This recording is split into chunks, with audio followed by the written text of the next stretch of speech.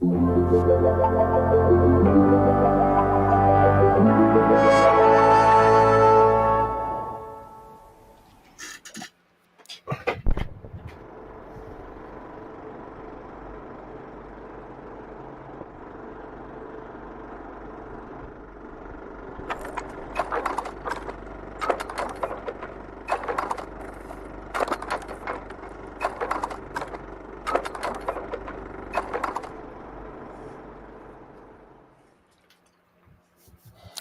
everybody. Welcome to the Sunday service. Evening. Evening. How you doing, Drew? You okay? Yeah, fine. Yeah, good. You? Yeah.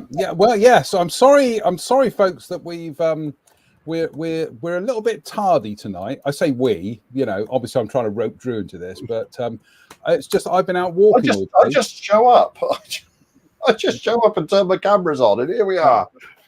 Yeah. No, I've been out walking all day, folks, as you can tell, because I've still got my walking garb on. So, but it's been a great day out today. I'll tell you more about it towards the end of the show.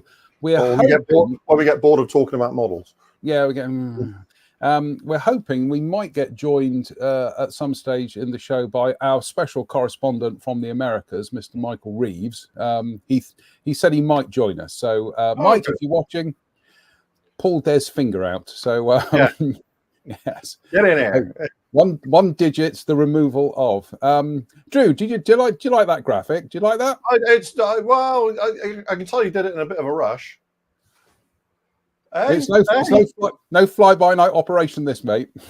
I was going to say it was a bit rusty, but I meant rutsy. Yeah, very good, very good. No, but I like the graphics; they're very pert. They are, yeah, absolutely. I'm glad you're giving me some leeway there. For all my life, son, I don't know what you're talking about. Anyway, there we go. We could just do a whole show of puns, couldn't we? Probably just rush puns. Just rush puns, yeah, absolutely. So I'm afraid we might kind of like bimble through some of the Micromere announcements that came out today. Do you fancy doing that, Drew? Today? Yeah, you're not seeing... I haven't seen any. I know there's a Whirlwind coming. What, an S55 Whirlwind? Yes. Yeah. Which makes me go, because I want one badly. Right. Okay. Let me just. Apart from that, I must have missed it. I've been doing other stuff. So. Okay. I'm just gonna bring this. I'm just gonna bring the screens in a second.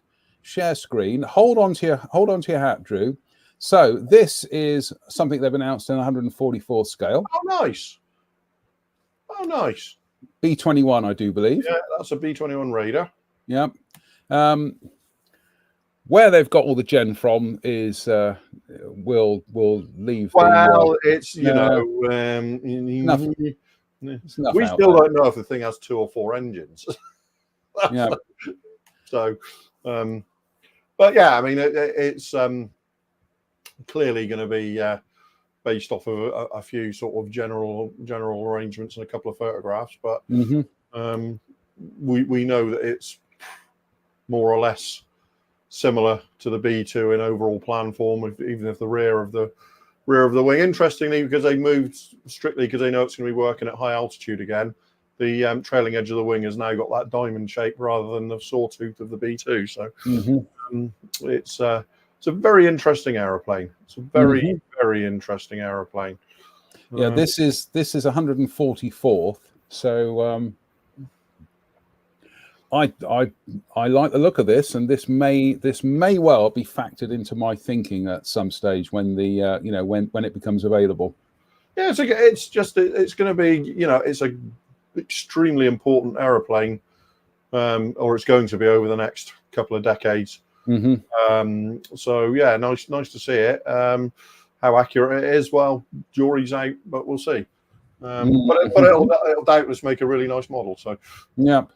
Not only were Micromere showing that off, they've also announced this, which is an MM Breeder Pensuti B1. So we've had like a B2 kind of not variant, but you know what I mean. So clock that. Good Lord. Good Lord. It's like something out of those magnificent men and their flying machines, isn't it? I get the kind of feeling if you put the prop on backwards, it'd probably fly just as well the other way round. Yeah. It's yeah, looks very nice. Looks beautifully molded. Micromere certainly in recent times seem to be upping their game a bit now. I'm especially impressed with the fabric on the the ribs and everything on the wings. Yeah, there. I mean it's quite delicate. Micromere are just on that kind of trajectory that so many of their predecessors have been on, haven't they? Aren't they? Where it's just, each iteration of each tooling they do is a step on from before, and that's a little 3-cylinder engine. Look at that. It's our good friend 3D printing, indeed, of which some of us are now massive fans of. I haven't got into it yet, but I am a user. I'm a user of 3D printed stuff. But I like the look of that, and it's interesting that this appears to be a way forward now for a number of how we describe them, kind of medium kind of run kit manufacturers, is that they're supplementing the injection molded kits with 3D printed stuff now. Not even just the medium run guys. I mean, arguably people like Eduard or anything but medium tier. Armour are really going for the top tier now, and they're all including extensive amounts of 3D printed parts in their kits, and we'll have a look at an entire 3D printed kit later that I received. Oh, so we'll have a look at that because it is spectacular. You tease. Wow, and I've also been doing my own 3D printing this week as well. So we'll have a chat. But was that so? Anything else from Micromere? Oh goodness me! Anything else from Micromere? Like, this is very odd in that you've got the drop on me. Yeah. No, Mike can't join us tonight, so sorry to hear that, Mike. A Blériot, right? A Blériot 125. I'm just calling up the image here at the moment. This is the kit you have been waiting for so long, Drew. Present share screen. Blériot 125. You ready? Oh, I saw that a couple of minutes ago. Yeah, 70 second scale as well. That is like a couple of trams. That's just no. It's very Studio Ghibli, isn't it? It's no. But do you know what I mean? It's like intriguing. Yes. But I'm not sure. Oh dear, that's not a good look, is it? Oh dear, that is. Oh. However, it is the very definition of interesting, isn't it? Yes. Yeah. There's a lot going on there, especially with the central sort of the central sort of part of that, the engine and cockpit being so high above, and the and the passenger compartments being so low slung. It's strange. It is twin. It's a twin boom, isn't it? But no, it's twin boom, but it's a quadruple tail. Yeah, it's like it's a twin boom aircraft, but with just the booms aren't used for engines or just weird. It's very Fritz Lang's Metropolis, isn't it?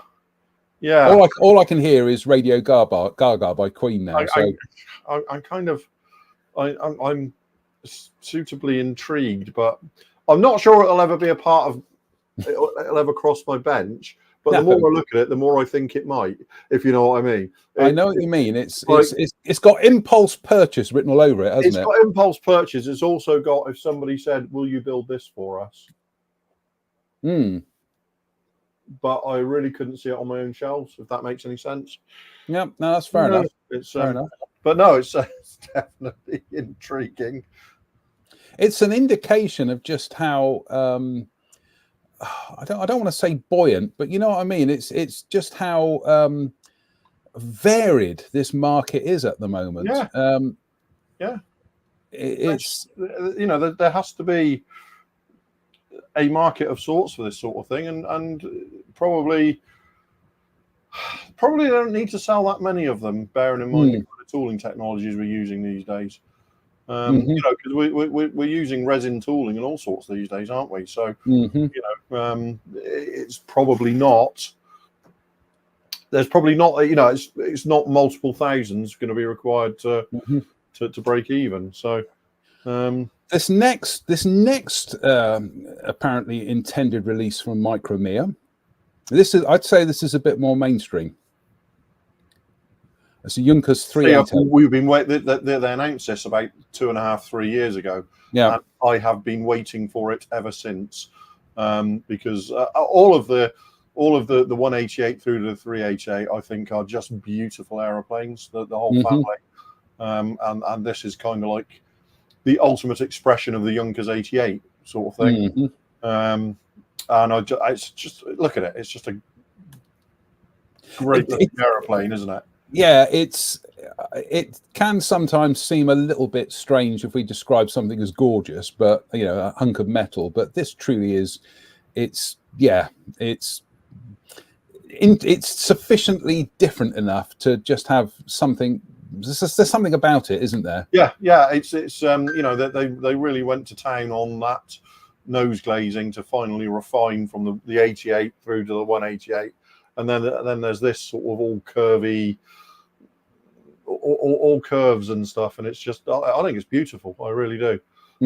And also I think they'll probably do the Night Fighter variant of it, which has an individual canopy and a radar nose. So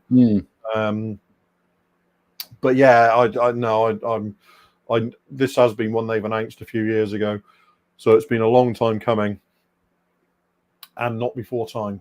So that is one that will be on my bench without a shadow of a doubt. I've got the special, because I bought the special hobby ones. They released the Night Fighter and the Bomber back in about 1990 something, but I dug them out the other week, and it's amazing how 25 or nearly 30 years of progress makes you look at it and go, oh. And apart from that, the vac form canopies have gone dark yellow as well. So unfortunately, it's one of those things.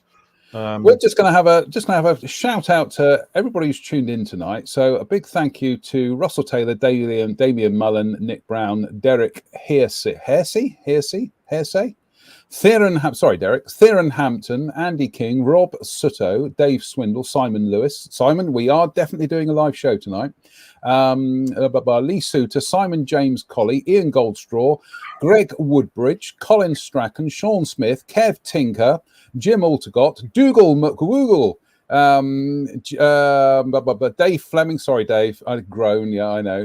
Dave Fleming, DRS Trains. Hello, DRS Trains. Mike Williams, Tony Surridge, Rob Monfee. Hello, Rob. Hope you're keeping well. Rory's modelling page. You may know him.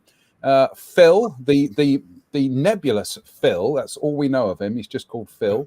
Andy Brennan, Craig Sargent. Hello, Craig.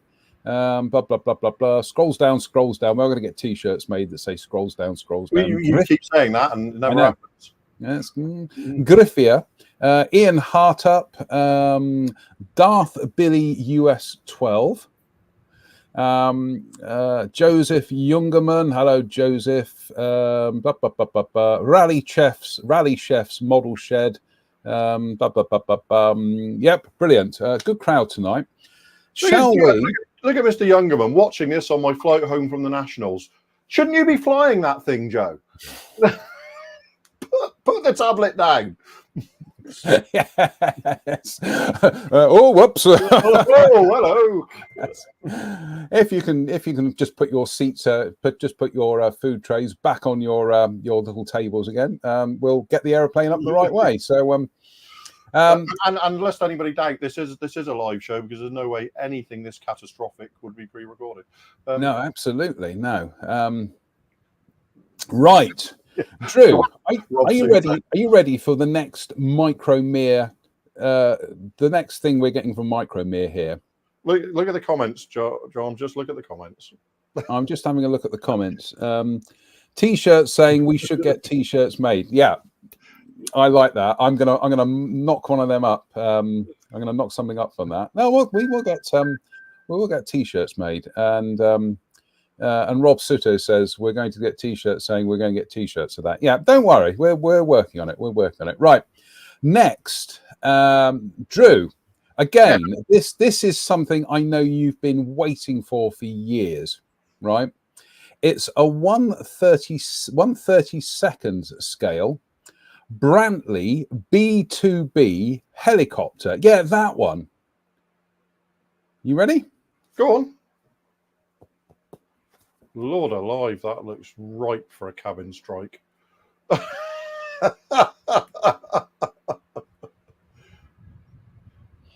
I'm trying to work out if that's a rigid or semi-rigid rotor. That's an unusual setup for a rotor head, isn't it?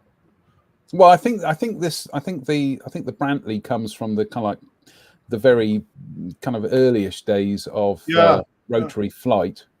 In fact, I'm just going to look it up. I'm just going to live. We're actually going to do some research here. Brantley B2B. It's here we go. Wikipedia. It was an American two-seat light helicopter produced by the Brantley Helicopter Corporation. First flight, 21st of February, 1953. So actually, no, I wouldn't say it's sort of like it's after the Sioux. So yeah, exactly. It's I'd just like to know more about the rotor setup because that's a. Okay, bear with. That probably will be another T-shirt we have done as well. Find rotor. The B2 had a single main rotor and an anti-torque tail rotor. It has a three-bladed articulated main rotor. Oh, it's fully articulated. Okay. I'm just trying to work out, just based on what I can see there, it looked like it might be a semi-rigid rotor, but or a rigid rotor even. Can I have a look at the top side again, John? Yeah, three-bladed. I'm not really. See, the thing is, I'm not really seeing any lead lag damping. Oh, it's strange. Anyway, sorry, helicopter stuff. Yeah, no, this is why we have you on the show. This is your profession. This is, and but you've got to admire Micromere's. Oh, I mean, this, joking aside, in 32nd scale, that's going to be a small model anyway. Yeah. It's it's interesting enough that whilst I perhaps it's not top of my list, I don't not see it on my bench, if you know what I mean. Does that make sense? I really have to build one of those 35th scale Apaches at some point because I've got 4 of them now. But yes, we know what it's like. Me? No, I build everything I buy, Drew. I'm that rare. No, obviously not. Agent Dave Fleming. Agent Dave Fleming says the Army Air Corps tested 2 Brantleys, British Roundels and UK Mill serials. Well, best you do some research then, Dave. Yeah. Over to Dave. Over to you, Dave. Craig Sargent says, did Micromere lose a bet? Do you know what?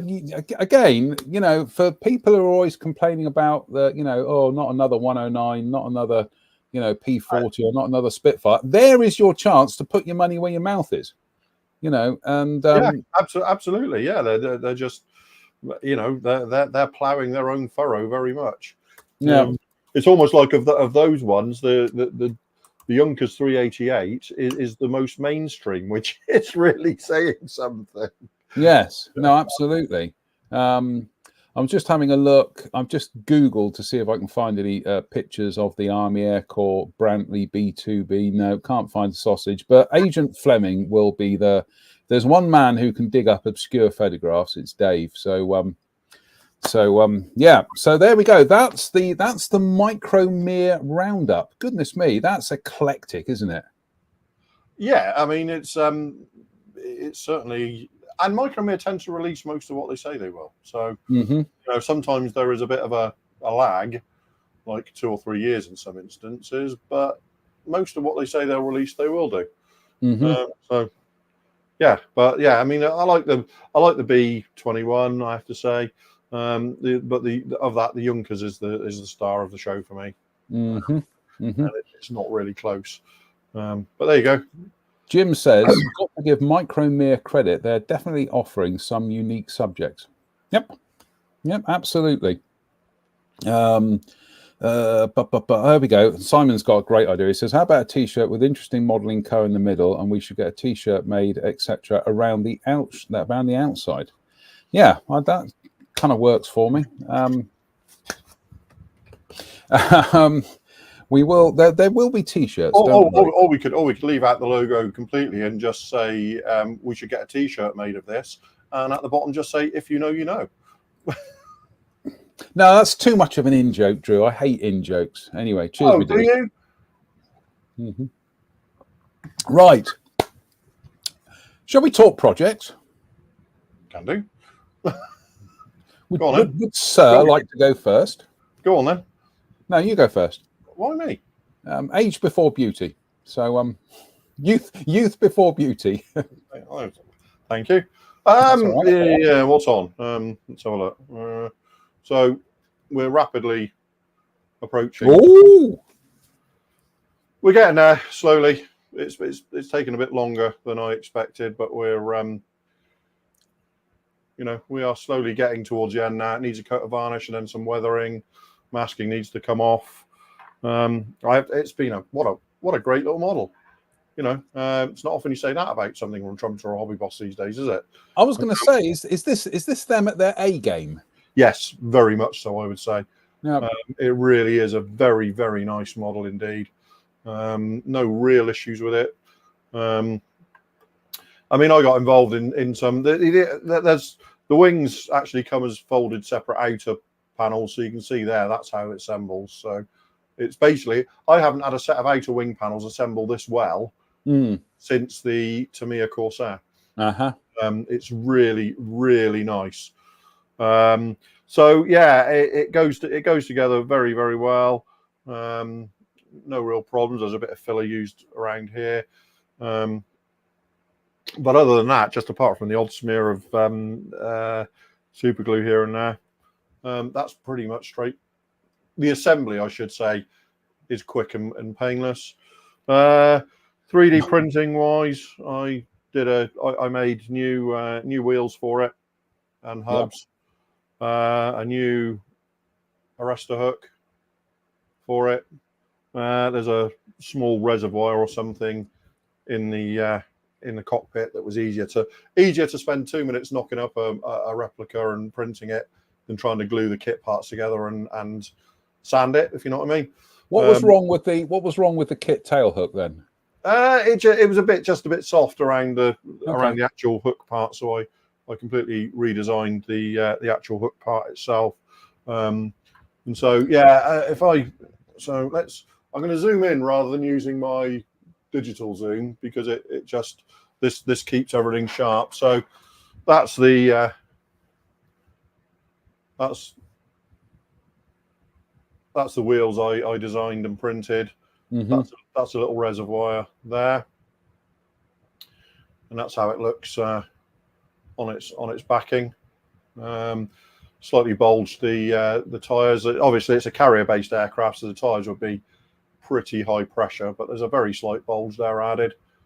So that's them. And the other thing I did was if people have been following, there's the arrestor hook that I designed.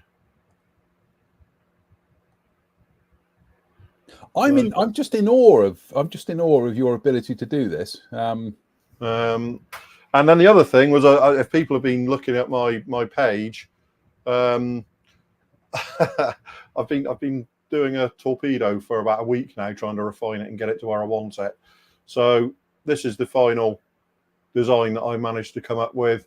So I was trying to do it in one part, but eventually you realise that you do have to break it down to some degree to get a good result. So that's the torpedo body there. It's hollow because that's obviously going to mount on the underside, so that hole there won't be visible. And that there, I don't know if you can see it. That is the propeller. That's the contra rotating propeller for it, which goes, which will go in there when it's cut off and cleaned up. And the final part was this is what I was trying to do with the nose. That I think that's actually a lifting eye in the nose cone, because the fuse is actually elsewhere on the nose cone, the warhead. So that's a lifting eye that goes in there. And so what I did an hour or two ago was I actually assembled and primed one. So that is that's the torpedo primed and ready for painting. Where did you, if you don't mind me asking, where did you get all the gen and the info to the dimensions and everything to do that? The dimensions are largely taken from the kit one, right. But detail and stuff, there's actually some pretty good drawings of the Mark 13 online. So I could there's a bunch of different tails and stuff for it. So that'll drop in there. Good Lord. When it's done. And that'll see if I can show you. And that's where that'll go. When it's done. So yeah, that's so that's been what I've been. I will say, in terms of this model, if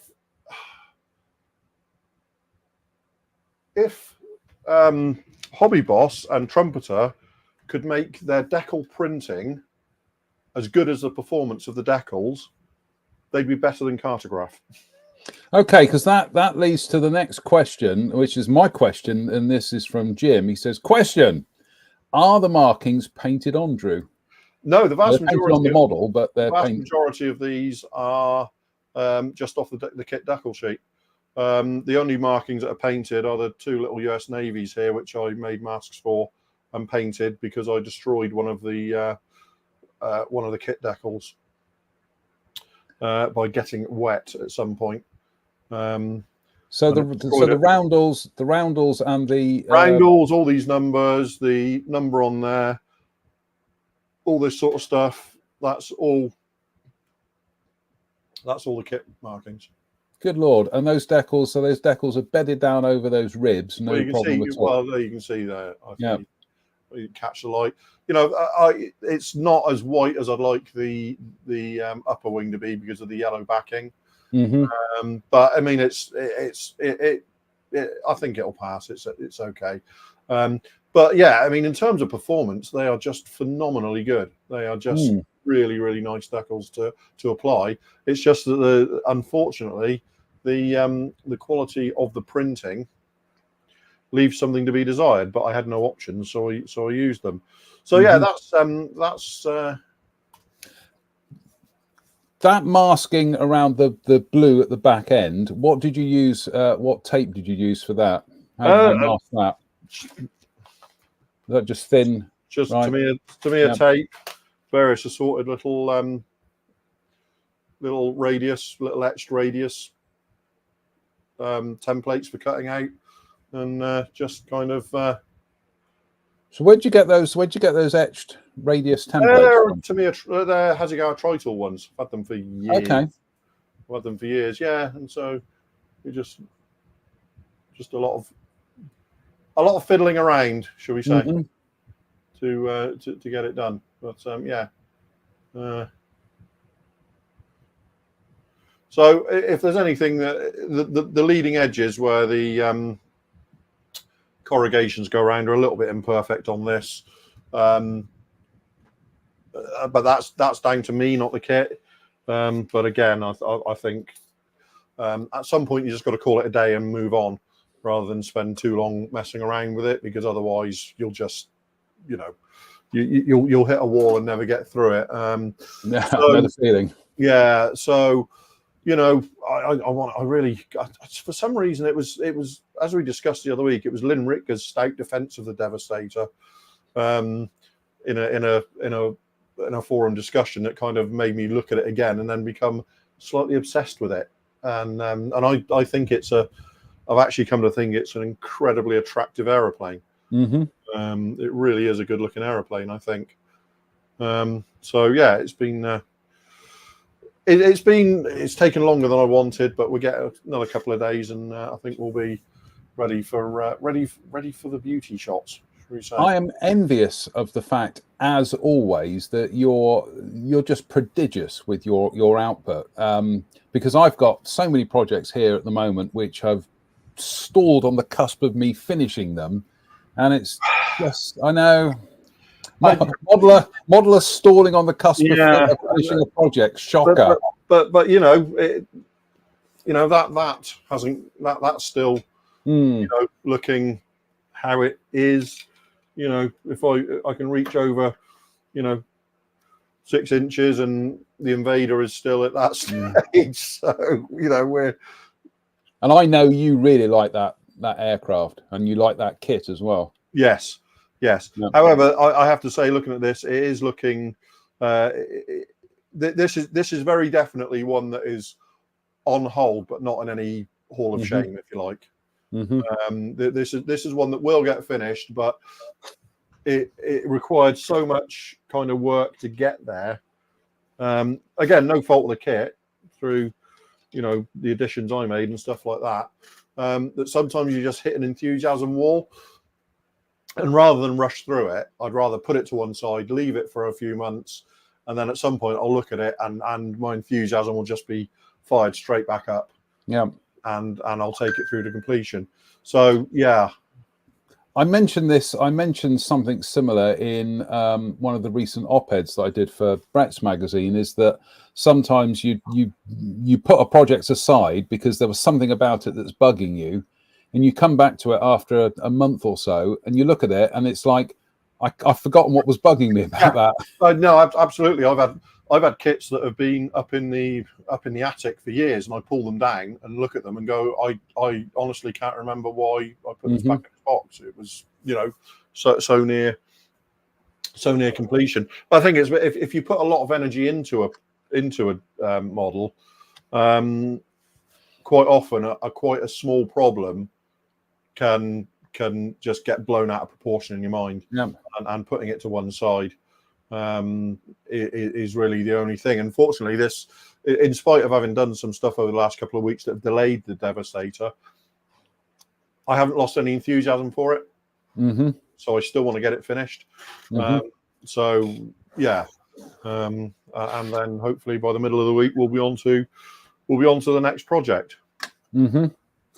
Right. Well, I'm just going to do a quick bit of updating and housekeeping here. So, as some of you may know, we have a challenge going on at the moment, which is the P34 challenge. So any of these P34 kits, the Tyrrell P34, I have been building the Tamiya kit, and huzzah, I found my can of TS15. So let me just change cameras a second. So there we go. We have got it. We've got some of it on there now, some of the TS15 on there. Now, I had put down a tooth coat and trizacked that, and then put a slightly heavier kind of wet coat on. This will get trizacked as well, but it's, to be honest with you, I'm such a clumsy, inexperienced car modeler. This is actually not that far from what I would find acceptable for this project. So there's a little bit more work I've just got to do on the front kind of spoiler there, and just a few other places. But beyond that, yeah, that's not far off what I would I'd be happy to kind of like sign off on. It's quite a bit grayer than I was expecting. Sorry? That colour looks quite a bit grayer than I was expecting. No, it's the camera. It's my camera settings are a bit off tonight, and I didn't get the chance to go in and tweak them. So yeah, so yeah, it is looking. I think the gamma is out on the camera. Oh, right. So it is actually a true blue then. No, it is quite a true blue.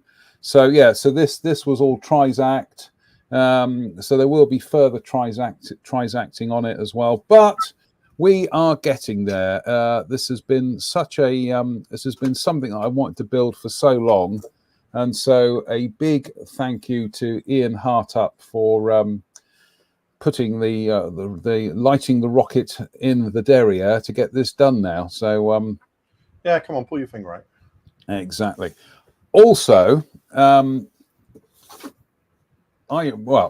we've been playing around with these, and oh god, yeah, again, as soon as I do one, there we go. AK real markers. Now, this as a concept isn't new, because we've had marker pens for modeling going back to the 1980s, because Tamiya did. Do you remember the Tamiya marker pens? Yeah. And Mr. Hobby have done them for years as well. And here's some I prepared earlier. There we go. These have always been very popular with as you can see, with the Gundam models and everything. So as you know, as a concept, it's nothing massively new. These do come in a variety of daisy.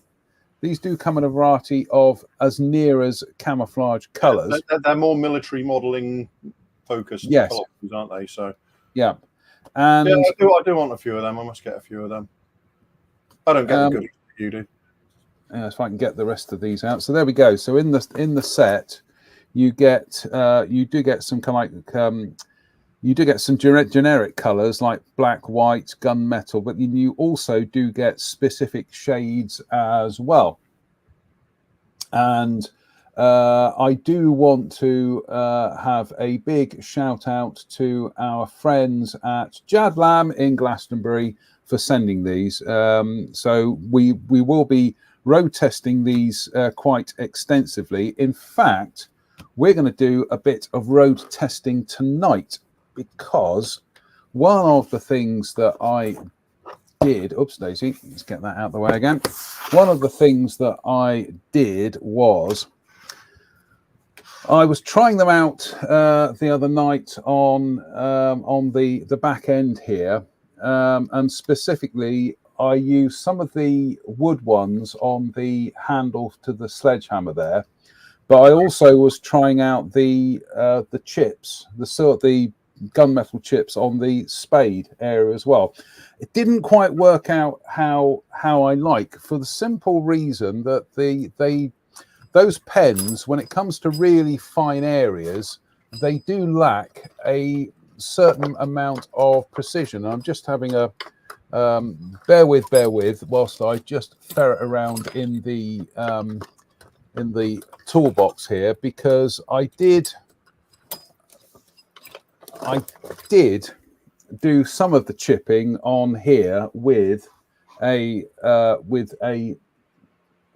graphite pencil, and just to do the stuff around the edge of the axe head here and the pick. Yeah, graphite works so much better. You've just got more control over doing chips and things. So actually using the the pens to try and do silver, gunmetal, little bit too heavy. Having said that, you can see the chips on the back here. These were done with the chipping color one, so they can be. They look really good. Yeah, thank you. They can be fine, when you want them to. Now, a little bit of controversy was some people picked up on the fact that the travel lock there was done in gunmetal. There's a reason why I did it in gunmetal, and that's because here is the olive drab. Here is the olive drab pen. So what I'm going to do now is I'm going to go at that with the olive drab pen and leave some areas of the gunmetal showing through. So what? There was a method to the madness here. So it's just a case of gently kind of dabbing some of this. This is the olive drab pen on there. So it's just a case of gently dabbing some of this on. So it'll probably take a couple of passes to do it, but you're just leaving some of that metallic kind of showing through, because it's a travel lock, so it would have got quite a bit of punishment, when they were locking up the locking up the gun. So like I say, there was a reason why it was painted in a bright gunmetal color, or why I picked it out in the gunmetal color. So yeah, there we go. Look, you can see how that's now taking the edge off of that. You just got to get your eye in with how delicate you are using these, because they are quite wet. But like I say, and as always, when you're doing things live, you're going to make mistakes. But so you can get, that's what I was aiming for, was just to get that kind of that worn look of it. So yeah, I'm kind of, some of them I do like. I quite like this one, because this is really quite handy. What I will do is I will put a darker wash around the edges, just to kind of blend everything in. But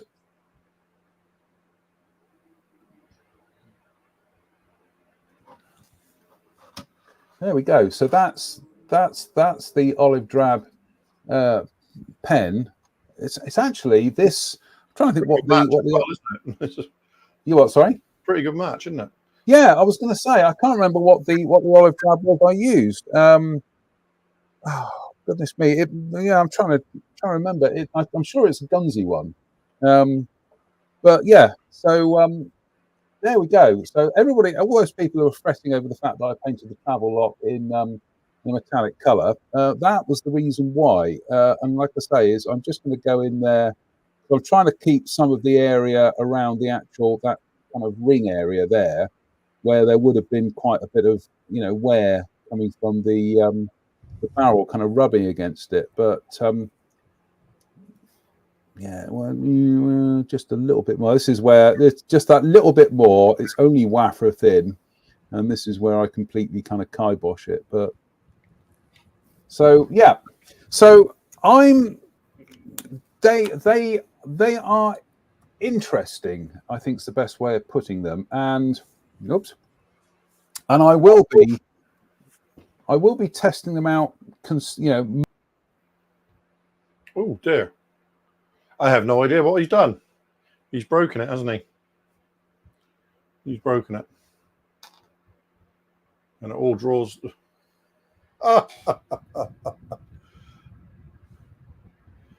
Yeah, there's a lot of different inks and stuff making the rounds at the moment. I know that some of them have, I believe MIG have just released a set of matte inks as well. Right. Which will spray, which the original inks sprayed very nicely, but they were kind of a semi-gloss finish, which isn't great for stainless exhaust and stuff, whereas the new inks are dead flat apparently. So are we talking about the these? Yeah, they've released them in mattes now. Excellent. So I'm waiting to get hold of some of those. But yeah, I definitely want the I want the metal ones at the very least. Yeah, Simon, I just don't think we know yet. We have to wait and see what the lifespan is. It's acrylic paint, so yeah.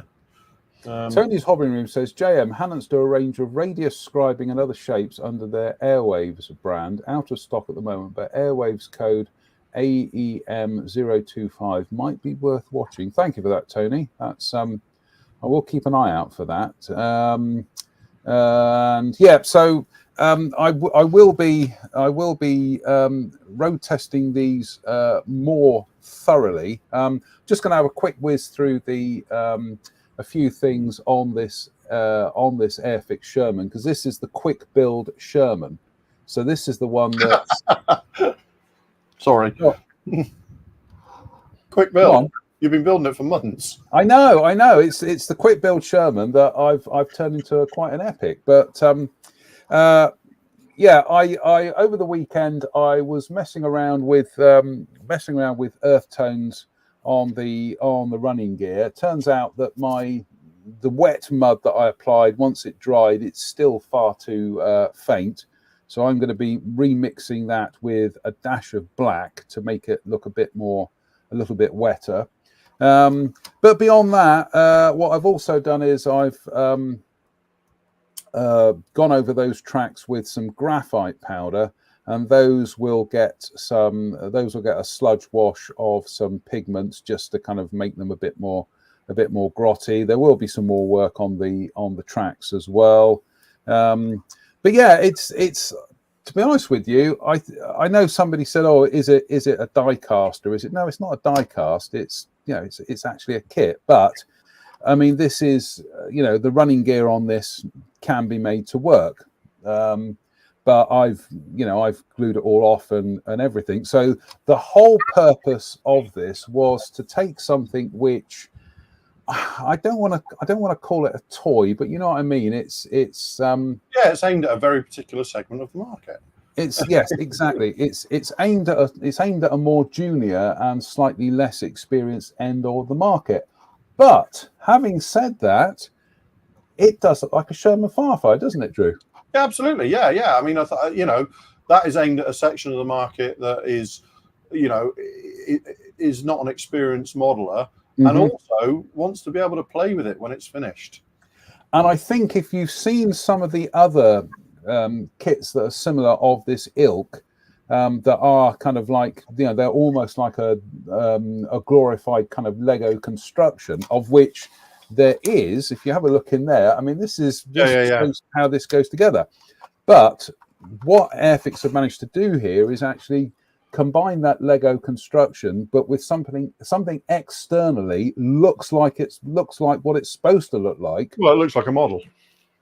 Yeah, but it looks like a Sherman Firefly. Yeah, but you know what I'm saying? It doesn't look like Lego. No, exactly. It does. It's closer to being a scale model than it is Lego. So this is why I wanted to build this, was just see if I could just get that kind of see if I could just get a couple of double takes on it.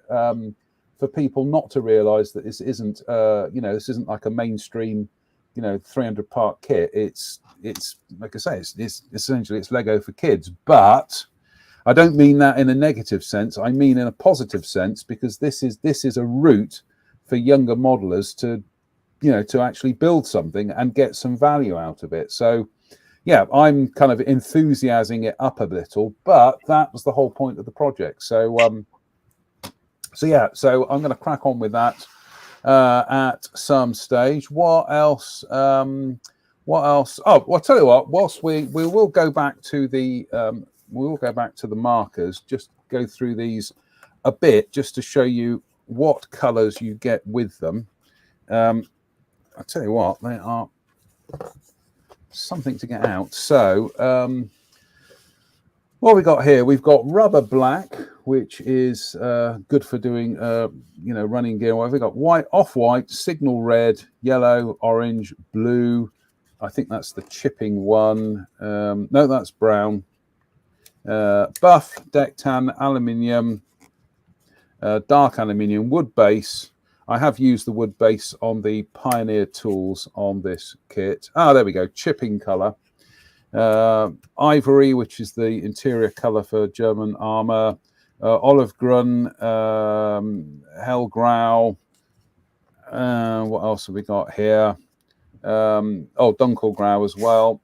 And then we've got slightly more, we've got some more detailed colours here. So we've got Rau, Dunkelgelb. We've got Rot there, I think. We've got the red. Rot brown. Dark Rot brown. Olive drab.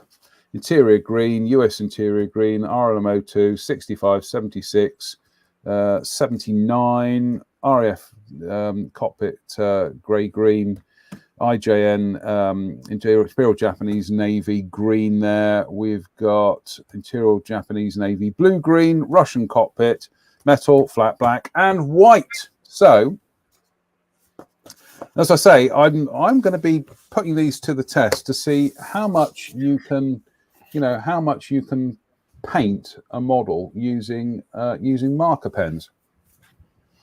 So, dun dun dun. Yeah, go for it. Like I say, but it's not a new construct because Tamiya did something like this 40 odd years ago. In fact, if I was to dig out my Tamiya catalogue, I could probably find the the adverts for it. But a big shout to everybody at Jadlam down there in Glastonbury for giving us the chance to try these out. Yeah, they are interesting, and I certainly, if you're not going to buy the full set, I think it's certainly worth your while picking up a couple of the pens and trying them out, just seeing what you can do with them. Certainly, some of the colours, like the Gundam ones, much easier to pick out knobs and switches in. I mean, I'll be looking at picking up some of the metal colours. Yeah, they do chips. Let's just play. Adam Cooper says, any idea as to what sort of paint it is? Obviously acrylic, but water paste or more like Tamiya acrylic? And they're going to be more like the standard AK paints, aren't they? I would have thought. Yeah. So they're very good question, Adam. Euro acrylics, I would think. Yeah, that's a very good question, Adam, and that is something I am going to put to the test because I shall be. I've got a guinea pig here, not a guinea pig. I mean a guinea pig model here, and I shall be putting these on and then trying a variety of different thinners over them to see what will actually dissolve them. So it's going to be quite scientific. Rory says flat black and white. I can now draw invasion stripes. And I'm just having a look. Dave Fleming says, I'm not reading out what Dave Fleming. Well, yeah, but just because Dave knows exactly what I would do if I had them, and the first thing I'd do is sniff them to see what they were. Yep. Tries. Here we go. Tries to think of a compare the markers joke. Goodness me. And I'm just having a look. James says the advantage I find with Posca is the range of metallics. Yeah, and that's the other thing. I was in the Works bookshop in Wells today, and I was having a good look round to see what stuff they've got in there. I did avail myself of some of their little £1 artist palettes. This is where Drew goes and reaches and grabs his, isn't it? Yeah. There. Oh, yeah. There we go. So the Works does have quite an extensive artists material section. One of the things they had in there that I saw were transparent glass paint, and it was a pack of 3. Unfortunately, my phone's charging at the moment. There was a pack of 3 transparent glass paints, and I think it was £3. Sorry, a pack of 3. It was a pack of, I think it was 6 transparent glass paints, and it was £3. And I'm sort of slightly regretting I didn't buy them now. But the Works is very good for artist materials and bits and pieces. So if you've got one near you, head over there. Drew, we are heading towards the conclusion of the show. Any other business? I don't know. Should I have a look at my little 3D model that I received? Go on then. Go on. Well, this is Badger 3D that I ordered. Beginning of June, and by the end of July, they still hadn't delivered it. So I was not very impressed with the service. Getting a bit minty, weren't you? Yeah. Well, I don't think it was unfair. I was promised it by the end of June. Yeah. By the middle of why it still hadn't turned up. So I got in contact with them and said, what's going on? Where is it? And remarkably enough, it turned up the next day. So there was probably a bit of squeaky wheel syndrome going on there. But that said, it did turn up the next day, and I have to say it's spectacular. So this is the Archer, Swedish Archer self-propelled gun that the British Army is currently receiving. And you can see there's various sort of bits that I've decanted into stuff, and the actual quality of the printing is just absolutely stellar. So this lower hull is in two parts here, which you can see the brake. So let's zoom in a little bit. Oh, hello. Oh, put some trousers on, man, for goodness sake. I've got shorts on. Don't worry about it. So, are those wheels molded in situ? No. Bear with. Oh. Bear with. So yeah, there's these. So that's two parts there. Look, which right. Slides in there, and all the. Oh, I've just snapped the transmission off, but it's underneath. It'll be fine. I'll cover it in mud. Well, it's underneath. It's not going to show up, but you can see that just literally just, all clips into place there.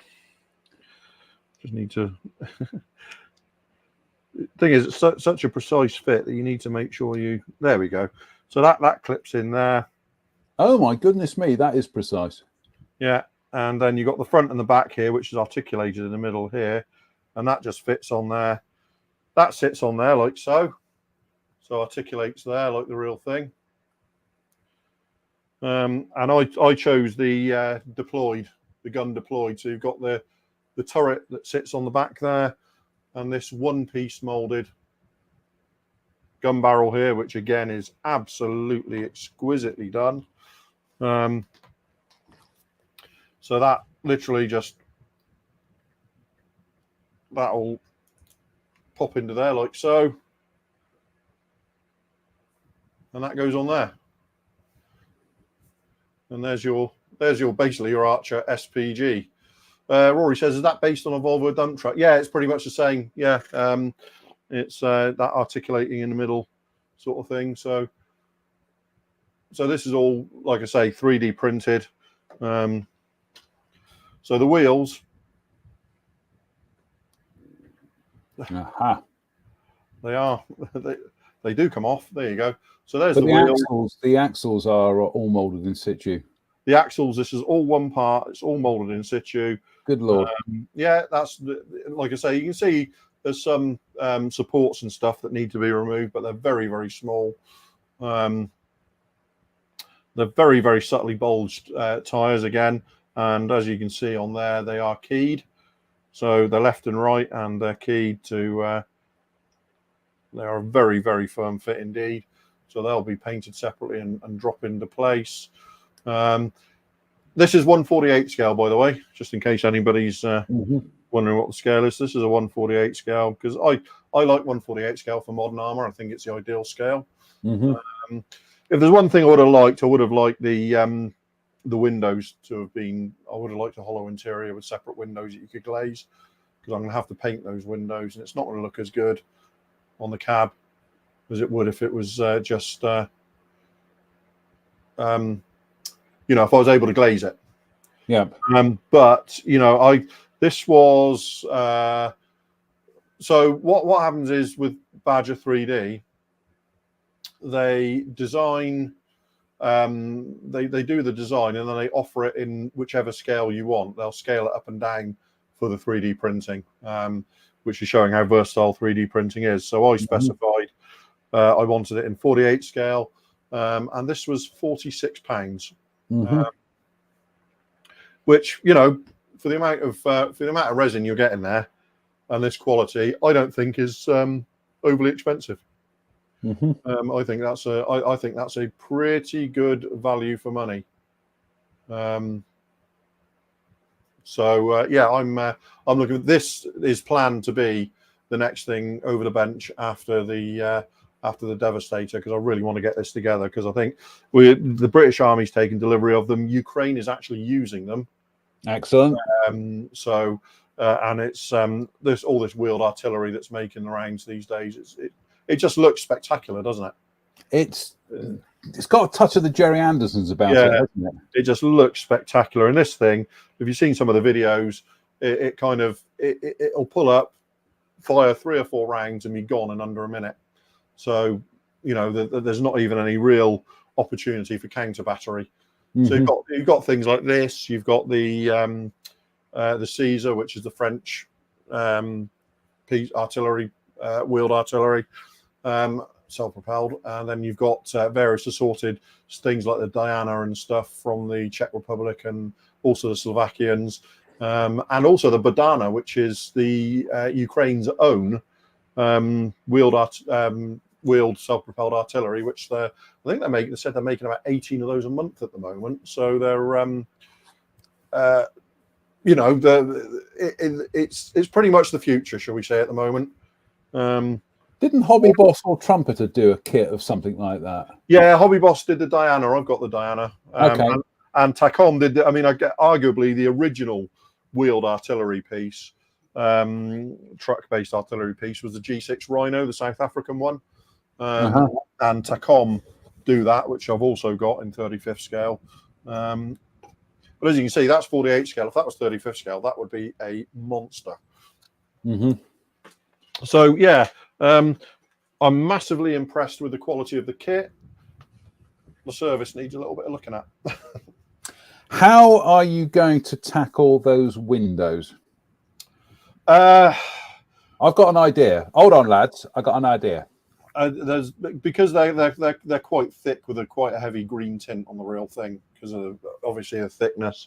So there is going to be clear green paint involved at some point. Probably I might glaze them with something like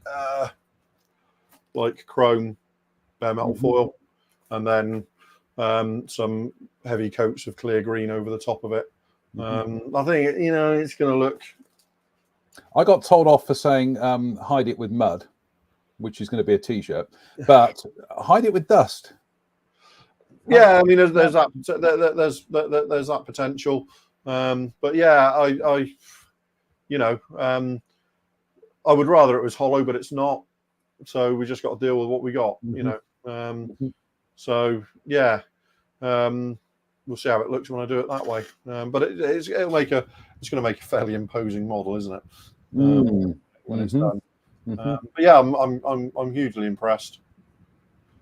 I just would like the service to have been a little bit better. We're just going to jump over to the Works website, because whilst you were doing that, I found, here we go. This is what I saw in the Works today. Crawford and Black glass paints, pack of 6 for £3.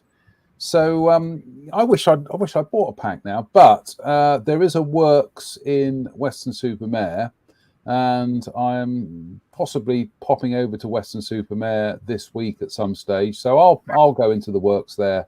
I might go into the Works there and just have a really good mooch to see what they've got in there that possibly has modelling related applications. So. But I do like the Works.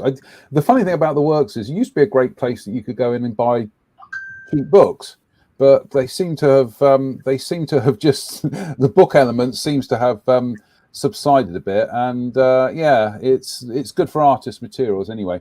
That's it, folks. We are out of time. Goodness me. You off to do other things? Do you know what? I'm trying not to do Michael Caine tonight. Do you know what I'm going to do, Drew? I'm actually going to go down the garden after this and actually dig up some potatoes for supper. So fresh spuds. Fair enough. And I will say my any other business tonight was I had a fabulous trip today to it's a place just outside of Wells, and it's the cemetery of the former Wells Asylum. Now I know that probably sounds a bit grim, and this goes back to 2011 when me and my good friend Laura, we went to an exhibition that was actually in Wells about it. And the thing is at the time, this is my any other business bit here, but at the time this was people with kind of like mental illnesses, they were either locked up as as criminals, or were chucked into places where people could pay a few pence, a few shillings to gawp at them. And this place in Wells was one of the first ones that actually said, no, these people have medical problems, they need treating. Anyway, that's the chapel, and this is the sematorium. That's the little exhibition they've got there, which is absolutely brilliant. And it's that weird dichotomy again, Drew, is that with cemeteries, they can be places of death, obviously, but also can be absolutely bursting with life. And I tend to think of them as places of peace.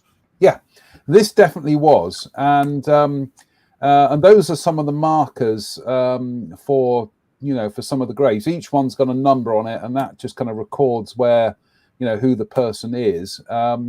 But yeah, for somebody like me who's obviously got a bit of a wildlife head as well, there we go. That's just some of the markers. So like I say, each one of these numbers corresponds to a record. But it was an absolutely fascinating place. And I tell you what, the next time you and I have the opportunity to go there, if it's open, I think you'll. I don't want to say I think you'll enjoy it, but I think you'll find it a rewarding experience. I know what you mean. You know what you mean? Yeah.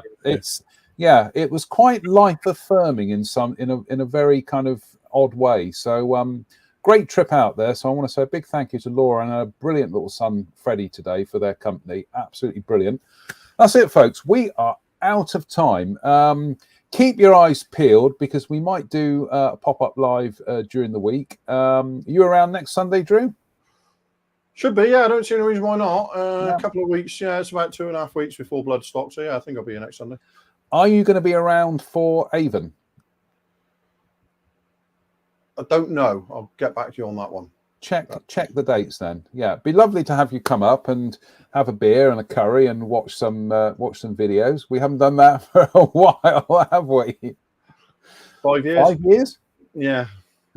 5 years. Anyway, everybody out there, you stay out of trouble, stay safe, stay out of trouble, and we will see you very, very soon. So until the next time, bye for now.